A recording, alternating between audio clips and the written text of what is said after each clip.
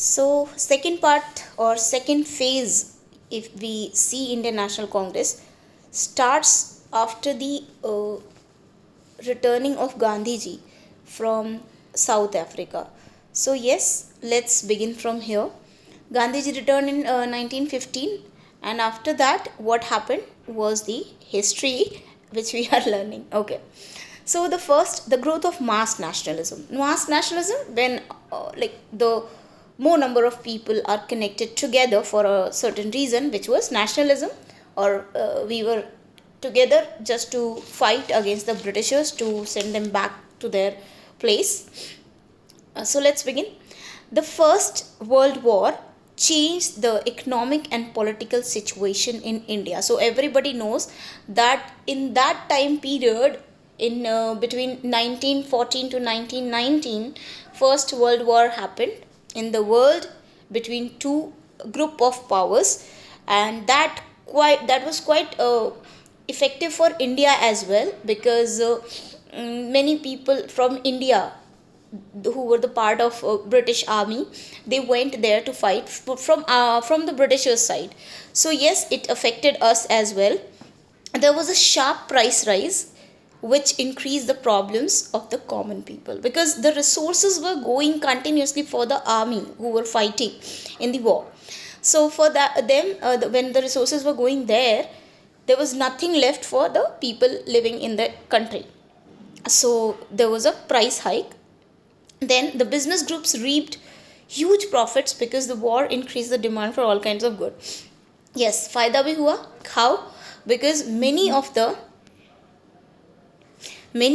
groups like business groups or the shoemakers, जिनके बारे में we studied in women caste reform chapter, that they got advantage of this because they were sending the required things. They were exporting their goods to them on high prices, so they got benefit out of it from this war. Reduced imports meant that the new demand was being met by the Indian business houses. The business groups now began to demand more opportunities for development. So business groups got a chance to grow in this time period.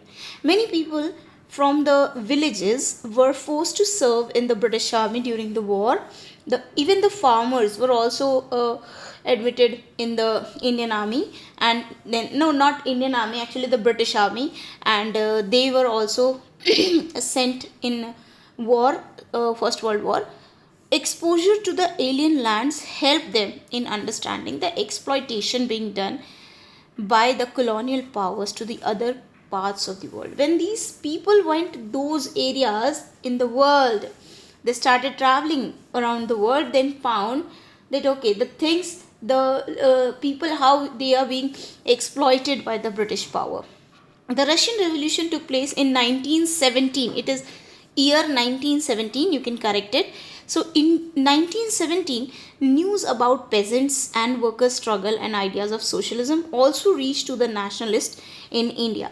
So they were fighting for their rights in Russia. Russian Revolution was quite effective in bringing the nationalists in India. So yes, this happened, that 1917 Russian Revolution taught us how to fight for our rights, and the peasants and workers also started fighting for their rights.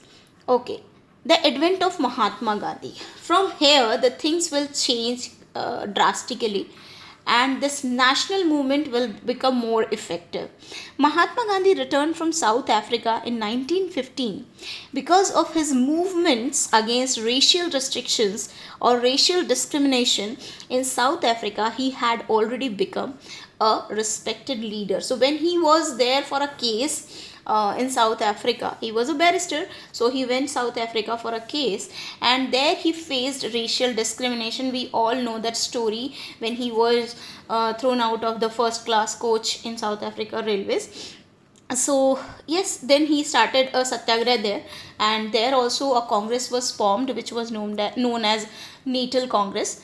The Mahatma Gandhi first wanted to understand the people, their needs and overall situation in India.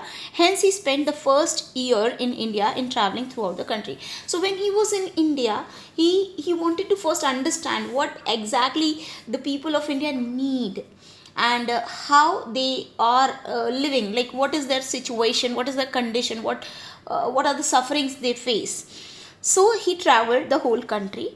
His earliest participation in local movements was in Champaran, Kheda and Ahmedabad. We are going to learn about it in the later slides. So if you have never seen Gandhi ji in clothes, like we all see that picture on note and everywhere, like in white dhoti only. So this was the time period when he was in proper clothes and he was looking like a barrister. Okay. Okay, so it is not mentioned here, so I am going to explain you about the Champaran. You learned it in one of the chapters also, I think in chapter 4, that Champaran Satyagraha started after Gandhiji came to that area, and indigo planters shifted from Bengal to Bihar, and they also started exploiting, the planters started exploiting the peasants over there. So Gandhiji went there and he started satyagraha over there. Satyagraha means demanding for the truth to win, and that was also peacefully by writing application to the British government, and Gandhiji did it, and he got the success also. In Kheda, Ahmedabad, there was one of the cotton mills where he there was the worker unions who were not having good conditions to work, so they striked, and one of the thing was in Ahmedabad, I guess, that farmers were protesting, so Gandhiji helped them as well. Okay. Then we are talking about next thing. Okay, from here you see Champaran Satyagraha happened in 1917, Kheda and Ahmedabad 1918. Now come to 1919. In 1919, there was an act passed which was known as Rowlatt Act, and this act curbed the freedom of expression and strengthened police powers. Like it said that you cannot roam around, or if you've been suspected by for doing anything wrong with the Britishers or the against the British government, then you will be arrested.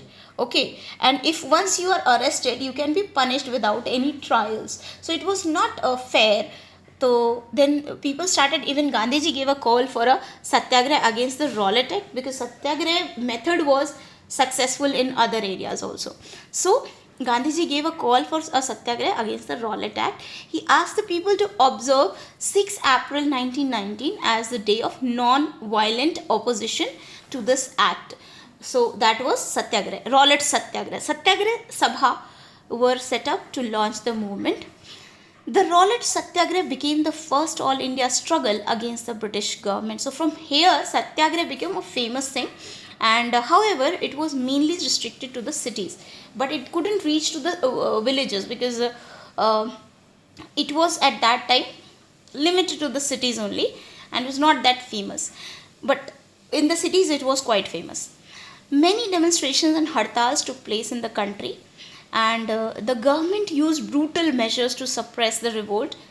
Okay, and then in this brutal measures, we find Jallianwala Bagh massacre also. So Jallianwala Bagh massacre was one of the examples of brutal measures. Rabindranath Tagore renounced his knighthood in the protest of Jallianwala Bagh massacre. What happened in Jallianwala Bagh? That people were there to celebrate Baisakhi, 13th April 1919. People were celebrating Baisakhi over there, and one group of satyagrahis were there also. They were planning how to like continue this satyagraha. So sorry. So at that place, General Dyer, one of the chief of the police, with the troop came there, and they closed the one and only exit, and then they started firing, in which many people died because of the fear of bullet will be hitting them. They jumped in the well which was there, and many got a like bullet in their body and they died. So this way this Jallianwala Bagh became a massacre, and people started getting angry with this thing also, they took its revenge by, like, you know about Udham Singh, one of the leaders, freedom fighters, who killed General Dyer. And then there are many other things we will be learning. Now next was against this whole Punjab wrongs, Jallianwala Bagh massacre. Non-cooperation movement was started by Gandhiji, and Khilafat agitation was one of the things which were started by two brothers, Shaukat Ali and Muhammad Ali, in the response to the decision of Britishers, in which they decided that the caliph's power will be reduced in Turkey. Okay, let's read about it. After the First World War, a harsh treaty was imposed on the Turkish Khalifa.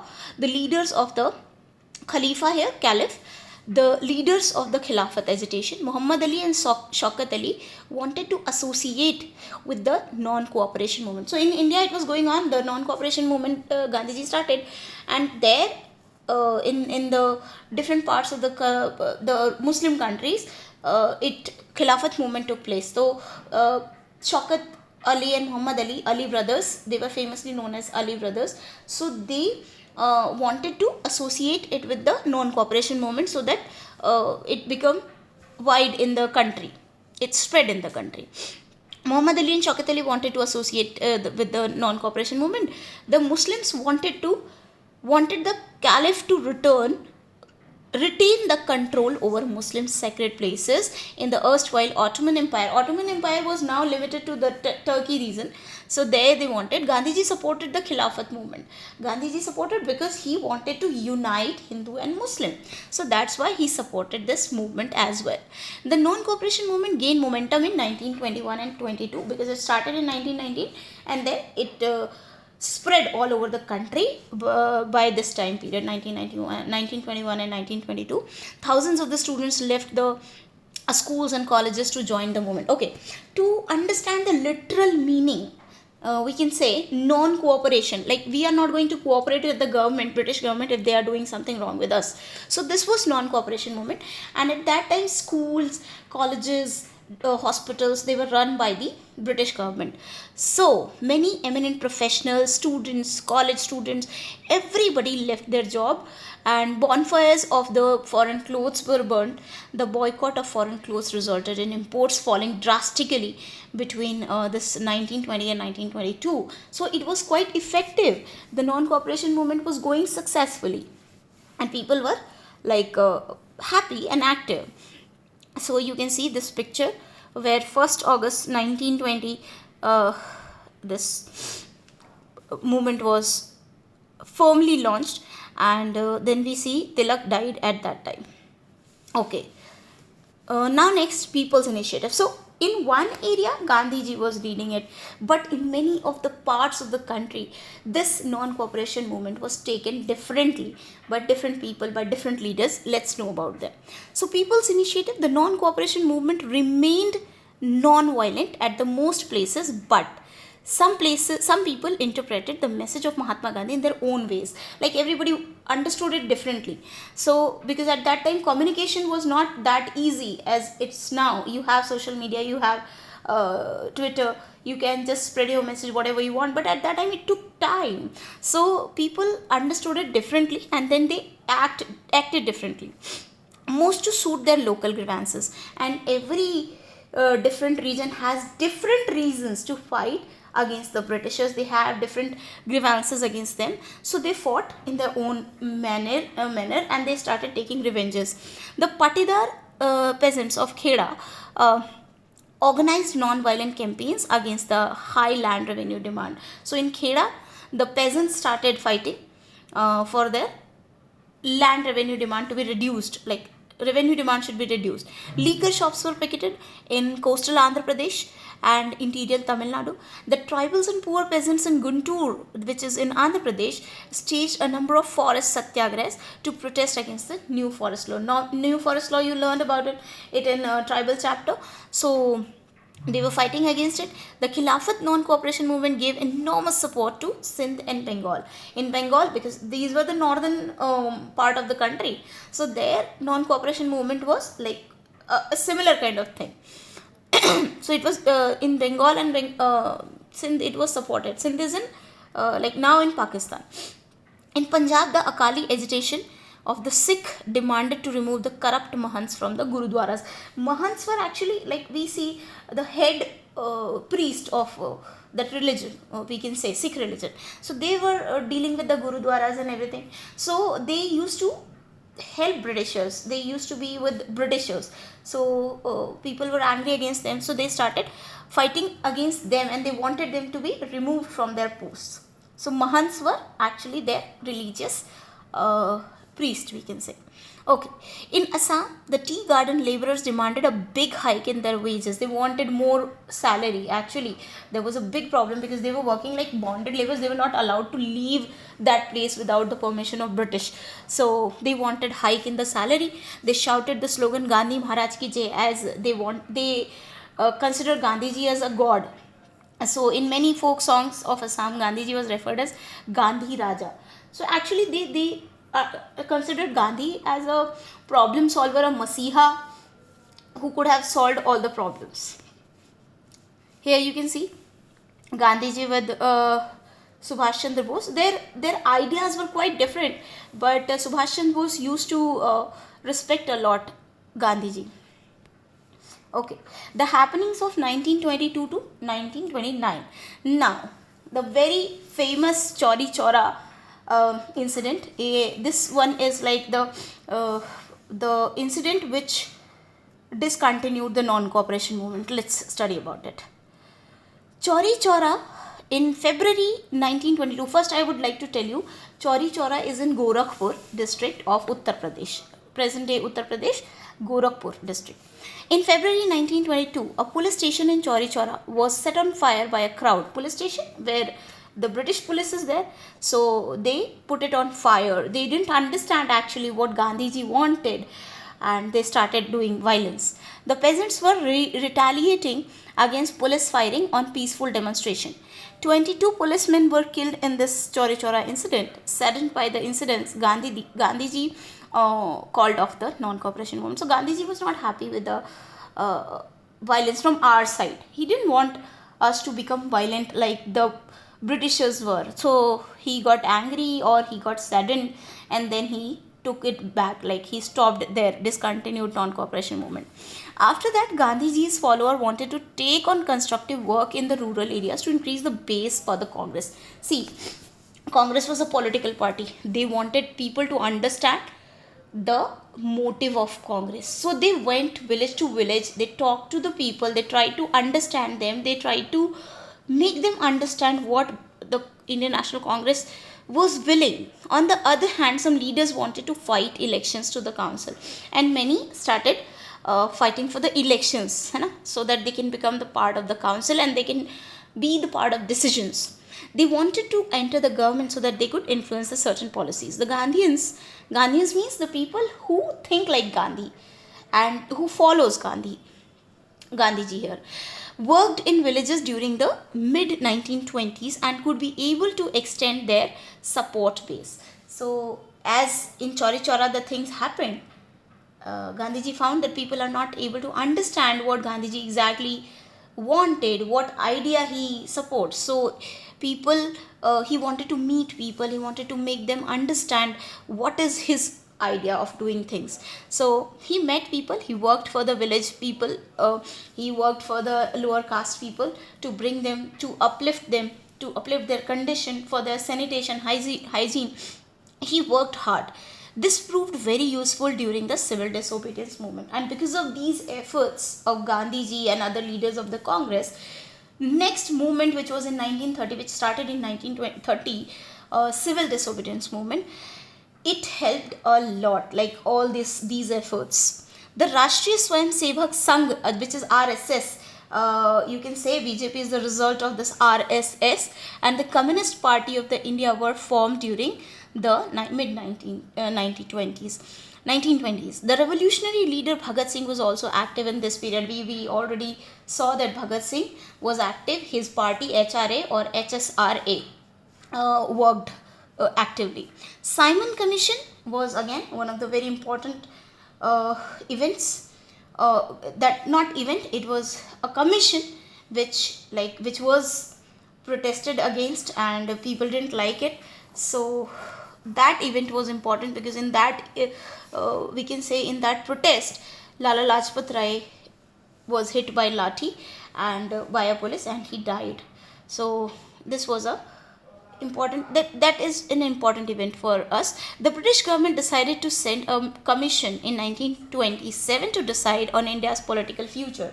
So the government of India acts in 1909, 1919 and 1935. There were these three important government of India act which you should know about. So in 1919, when they sent government of India act, that was not like completely successful. To make some changes, there was a commission formed, and it was 7 members commission, but in sadly in that commission there was no Indian. So to protect, that's why the protest started against it, and the slogans were said that Simon go back, when the commission members were coming in a train. So this was headed by Lord Simon, but it had no Indian representative. Absence of an Indian in the commission infuriated political groups in India.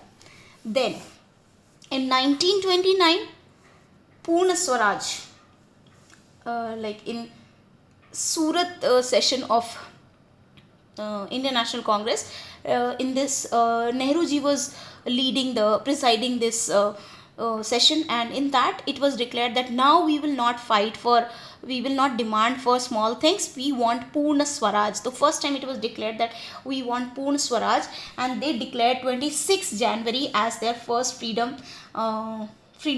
day. Like it was the Independence Day for us in 1930. 26 January 1930 was declared as the first day when we decided that 26 January will be our Independence Day. So वहाँ से we started the new journey, and in that journey the first step was Dandi March. This is very, very important, and it was the beginning of civil disobedience movement. So if somebody asks what was the first event from where civil disobedience movement was started, it was the Dandi March. The salt law gave a monopoly right to state on the manufacture and sale of salt. Mahatma Gandhi and other nationalist leaders argued that salt was an essential item of our food, and hence it was wrong to impose a tax on salt, which is correct. I told you in the beginning also, the Congress members were demanding for removing this salt tax. So they started from here, and this was one thing which could connect everybody from rich to poor, everyone. So that's why Gandhiji decided to start from here. Moreover, the issue of salt affected all, and the rich and poor, everybody alike. Gandhiji declared that he would lead a march to break the salt law, and Gandhiji and his followers marched from Sabarmati. Sabarmati was in Sabarmati there was an ashram where Gandhiji was residing. So from there to Dandi, which was a coastal region, so till there, to break the salt law. Right now, after this whole discussion, we will be having the maps where you will find these places like Dandi, Amritsar, where Jallianwala Bagh massacre happened, then Chauri Chaura. So we'll see that map also, and many important Congress sessions also on the map. Okay, Gandhiji and his followers marched from Sabarmati to Dandi to break the salt law. Gandhiji picked up a handful of salt to symbolically protest the salt tax. The salt movement attracted supporters from all walks of life, including the peasants, tribal, women. Means it was a quite versatile group of like people. There were all type of people. The government tried to crush the movement by taking brutal actions. Thousands were sent to jail. Most of the prominent leaders were arrested. Okay, in this time many people were arrested. Okay, many political leaders were arrested. The salt movement The Government of India Act of 1935 prescribed provincial autonomy elections to provincial legislature were held in 1937. The Congress formed governments in 7 out of 11 provinces. Before this, I would like to tell you, when in 1930 many people were arrested at that time a round table conference was happening. The three round table conference happened at that time. So first round table conference was going on in 1930, in which Congress leaders said that they denied to attend the meeting.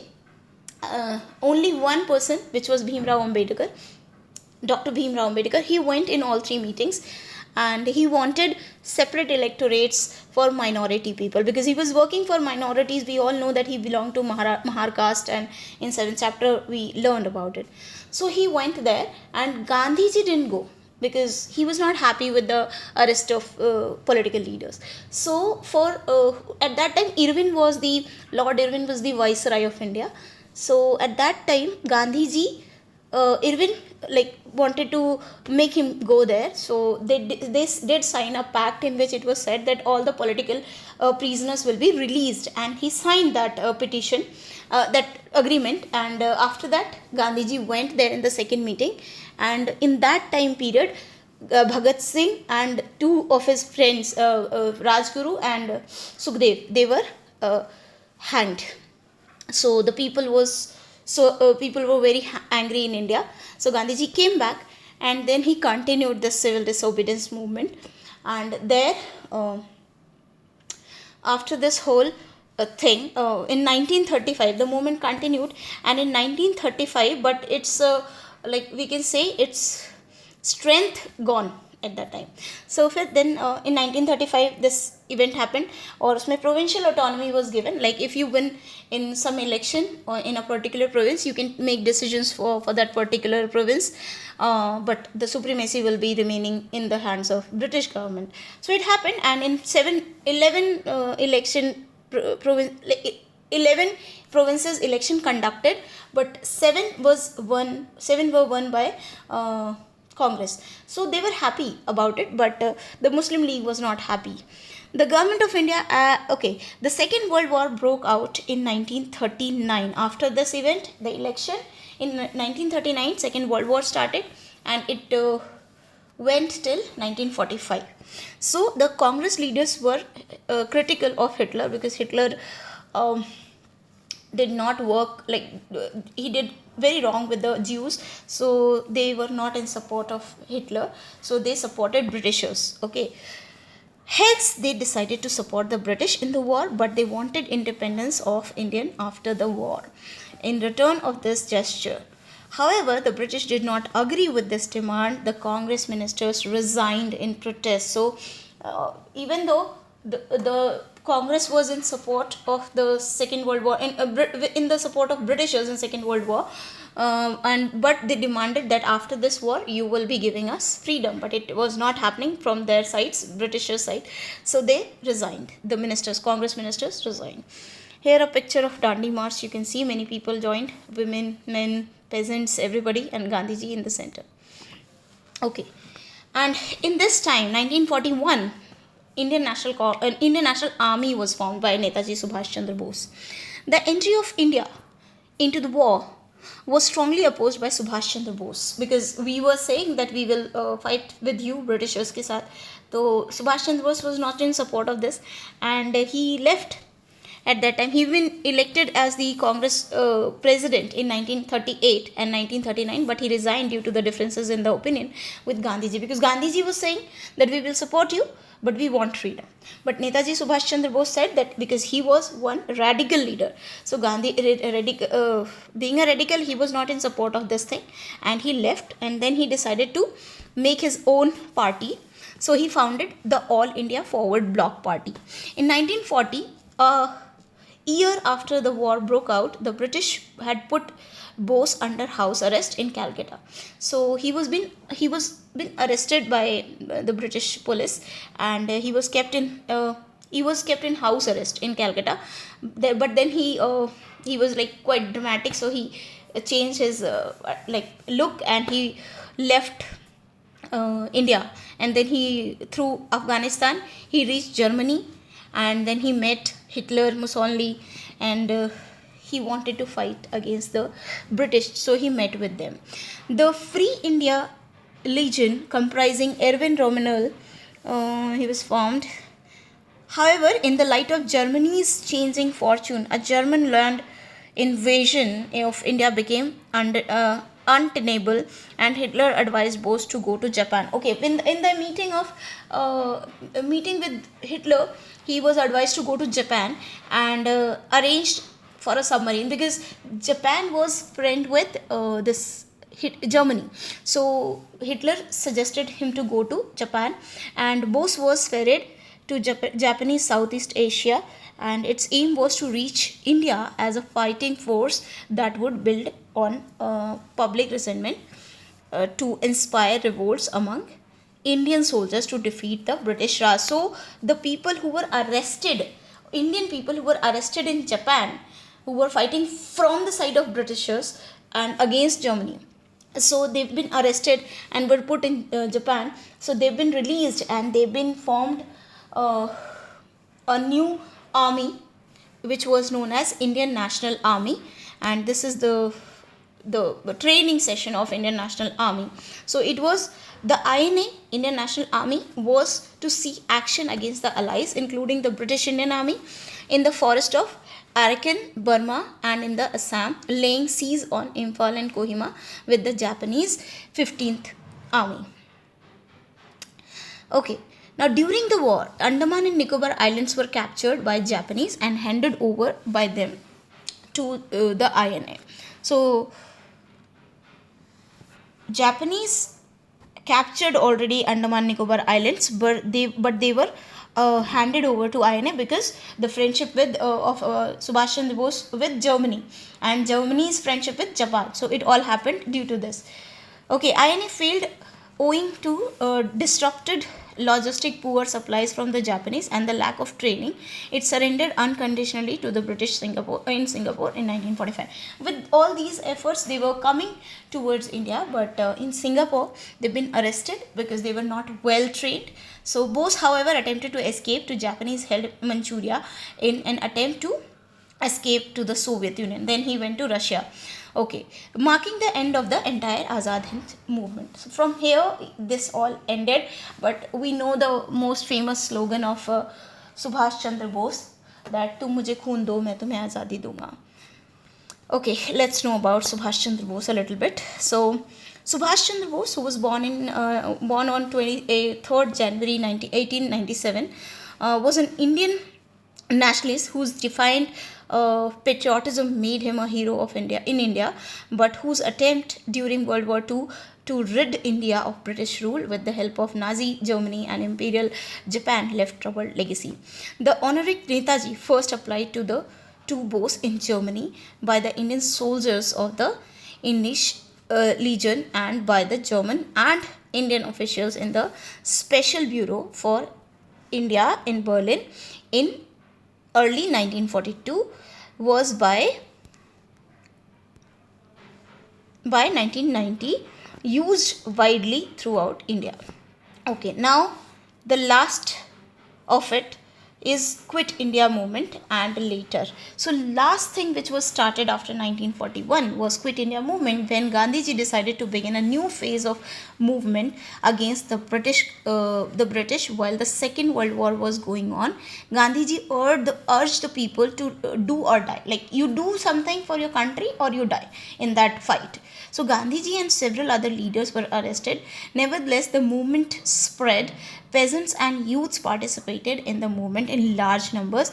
Symbol of the state authority were attacked all over the country. Telephone lines were cut off because it was for the communication of the British, so it was cut off. People set up their own government in many areas. So local area governments were formed on their own, like they were not following any British rule.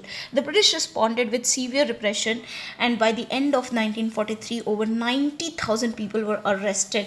You imagine what was the condition of the jails at that time. So 90,000 people were arrested, around 1,000 were killed in police firing, but the Raj had to finally concede the ground. Like, from here we wanted Britishers to leave our country. This is the crowd, the protest you can see. Okay, now the end towards the independence and partition. So we all know in 1947 our country got freedom, but the country was partitioned and a new country was found, which was Pakistan. Demand for separate nation. In the 1940, the Muslim League moved a resolution to demand Indian states for the Muslim in the northwestern and eastern areas of the country. From the late 1930s, the League began to visualize Muslim as a separate nation from the Hindus. This notion escalated the tension between the Hindu and Muslim groups in 1920s and 1930s. We studied about them in previous discussions. Furthermore, the results of the provincial elections of 1937 apparently convinced the League that Muslims were a minority. In 1937 election, where the Congress won in 7 of the provinces of 11, so that's why they found that Muslims are like in minority. They are in numbers in minority, plus they couldn't win that way. So they found that they are not winning, they are losing here. The League feared the Muslims would have play second fiddle in any democratic structure in the future. So they understood that if we are in minority, we will not be able to gain such respect or such equality in the society as Indian National Congress is enjoying and will enjoy. The Congress rejection to form a joint Congress League government in the United Provinces in 1937 further annoyed the League. And in 1937 election, Muslim League requested for an alliance in North Province region, which is now Uttar Pradesh, in that region, but it couldn't happen, and that also annoyed them. So the Congress somehow failed in mobilizing the Muslim in the 1930s. This allowed the League to widen its support base. At the end of the war in 1945, the British facilitated negotiations between the Congress, the League, and themselves for the independence of India. The League persisted with its demand for Pakistan. We all wanted India to get free, but Muslim League also wanted India to be free, but they wanted a separate nation. Okay, now here you can see Sarojini Naidu. Sarojini Naidu is one of the prominent leaders of Indian National Congress, and we can say this. She was the first Indian woman who presided Indian National Congress. Before her, there was Annie Besant. Okay, we read it in a few slides back in the first part of this video, of this whole discussion. So Sarojini Naidu and Gandhiji is there, and it is the picture from Salt Satyagraha. Okay, cabinet mission. In March 1946, a 3-member cabinet mission was sent to Delhi to suggest suitable framework for independent India. Now, what kind of government should be there, what kind of law should be there, everything was like framed by 3 people, and this 3-member commission was known as cabinet mission.